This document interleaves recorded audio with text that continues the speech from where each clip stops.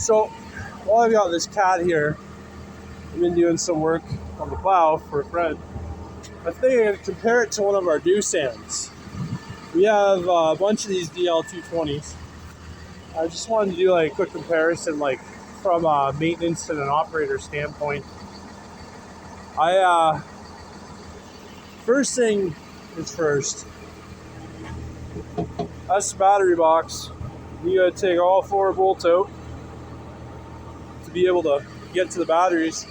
On a DL220, this is the exact same model year, by the way. This is a 2018, they both are. There's battery 1.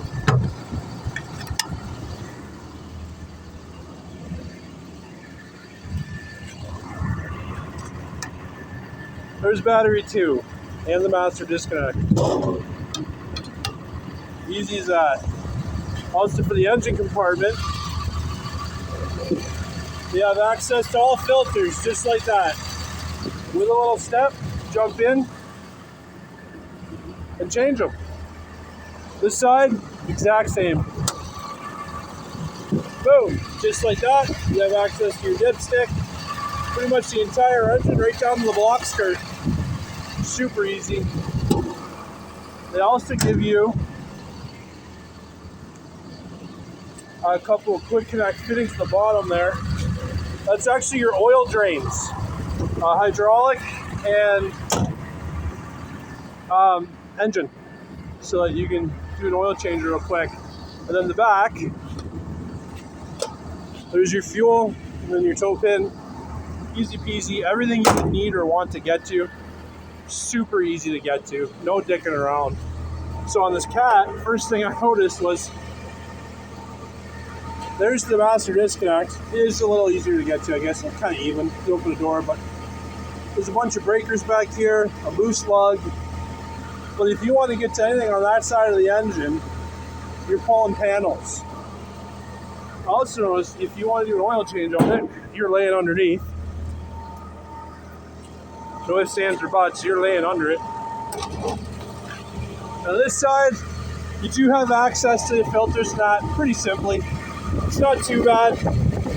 It's still a little cramped, but somebody cheated and put a quick drain on it, but it's not too bad. But you can't get to everything the same way you can the DL320, that's for sure. There's also no step here. Like, you gotta climb up on top of the tire and monkey around.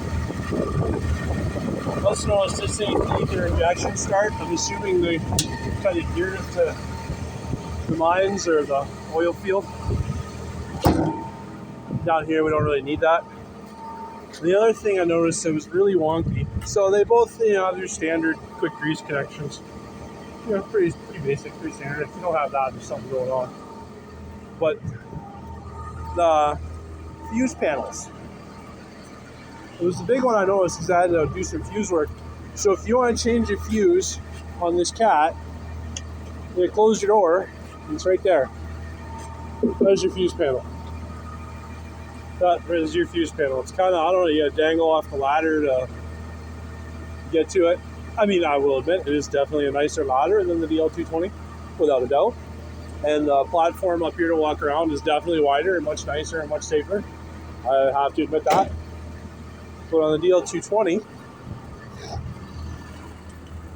I just want to point out real quick, they're about the same size machine, physically. I think the DL220 is maybe 6 inches longer.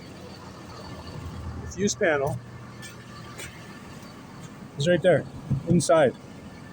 Dry, protected, out of the way. You don't have to dangle off the ladder, and admittedly it is a dinky little ladder and a dinky little platform. Do anything.